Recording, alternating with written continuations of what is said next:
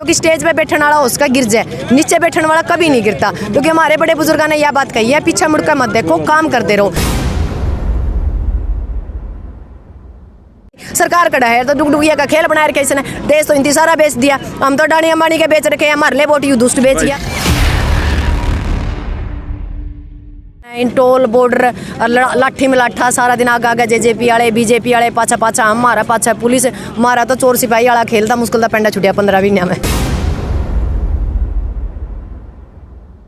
सारा भाईचारा इकट्ठा हो गया और जब वो भाईचारा एक महिला के सिर पर पगड़ी दर है तो समझ लो बोझ कुछ ज़्यादा हो जाए, जिम्मेवारी कुछ ज़्यादा हो जाए। मेरे जैसी महिला जो सिर्फ अपनी नौकरी मतलब अपने चूल्हा चौका तक सीमित थी, उसने आकर राजनीति करियर मैंने देखा था। आंदोलन लड़ना मन नहीं बेरा था मेरा, कहते तो यह पहली की परीक्षा थी आंदोलन में।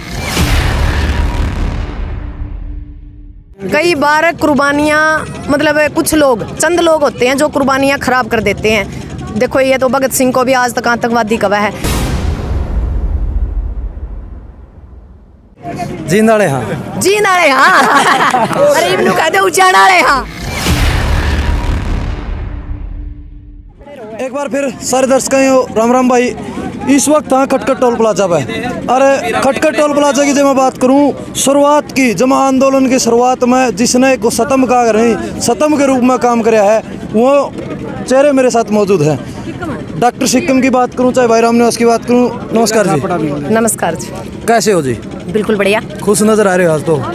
एक बात बताओ, 15 महीनों के बाद यदि कोई इंसान घर वापसी करे तो खुशी तो होगी नहीं। अपना परिवार जो परिवार हम छोड़ गए ना, इन टोल बॉर्डर लाठी में लाठा सारा दिन आगे आगे जेजेपी वाले बीजेपी वाले पाछा पाछा हमारा पाछा पुलिस मारा तो चोर सिपाही वाला खेलता मुश्किल का पेंडा छुटिया 15 महीने में। तो आज बड़ी खुशी हो रही है। तो आज फूल मालाओं के साथ में आपके बड़े बुजुर्गों ने आपका मान सम्मान कराया, कैसा महसूस होने लगा? ऐसा महसूस हो रहा है जैसे आज़ादी की दूसरी लड़ाई का जो सपना था, जो भगत सिंह के सपनों का भारत था, उसको मैं बनता देख रही हूँ। और सबसे बड़ी खुशी यह बात है कि हमारी सारी कौम में हिंदू मुस्लिम सिख ईसाई सारा भाईचारा इकट्ठा हो गया। और जब वो भाईचारा एक महिला के सिर पर पगड़ी दर है तो समझ लो बोझ कुछ ज़्यादा हो जाए और जिम्मेवारी कुछ ज़्यादा हो जाए।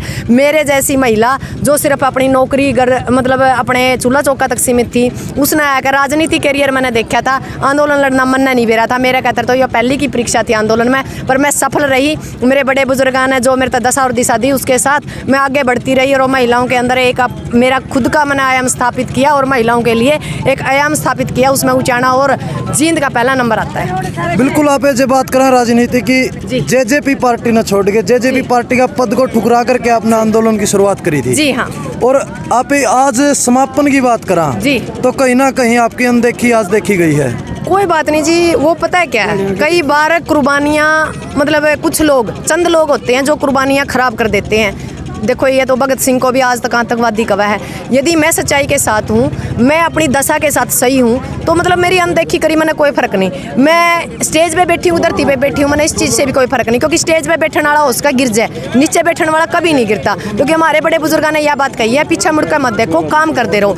और एक बात बताओ, मैं नीचे बैठी हूँ, आपने देखा होगा कितनी महिलाओं का योगदान था, कितनी महिलाओं ने मेरे को आशीर्वाद दिया, कितनी महिलाओं ने मेरे गले में फूलमाला डाली। मैंने वो कमाया जो किसी ने नहीं कमाया। स्टेज से नेता नहीं बनते, लोगों के दिलों से नेता बनते हैं। मैं ये मानती हूँ, पता नहीं लोग कमाएं कि नहीं कमाएं, पर मेरी महिला शक्ति के अंदर मैं उनकी आत्मा में धड़कती हूँ। अगर आप बात करें आंदोलन की, आंदोलन तो आपने जीत लिया और समापन आज हो गया, आप घर भी चले जाओगे जी। आगे की आगे बात करें तो देखो समाज के अंदर बहुत सी बुराइयां हैं, क्या उनके ऊपर भी आपका स्टैंड इसी प्रकार बना रहेगा? देखो मेरा एक एनजीओ है पहले से शिव शक्ति, उसके अंदर अब मैं शक्ति डालने की कोशिश करूंगी। थोड़ा सा टाइम घर परिवार में ज़्यादा बिजी थी, अब बच्चे भी बड़े हो गए और ये जिम्मेवारी भी पूरी होगी। आंदोलन के कारण पोस्टपोन हो गया था। आने वाला टाइम में मेरे शिव शक्ति जो एनजीओ उसमें महिलाओं पे विशेष काम है और मैं उसी पर अब पूरा जी से खुल के काम करूंगी। और अभी 3 काले कानून है, एमएसपी की गारंटी, सत्ता परिवर्तन नहीं व्यवस्था परिवर्तन। आपने कई बार सुना, मैं हर बार कहा कर दी तो लोग कहा करते भाई इसका राजनीति की तरफ इशारा है। एक बात बताओ, जब राजनीति वाले लोग हमारी जमीनों पे कब्जा कर सकते हैं तो हम उनकी कुर्सियों पे क्यों नहीं कर सकते?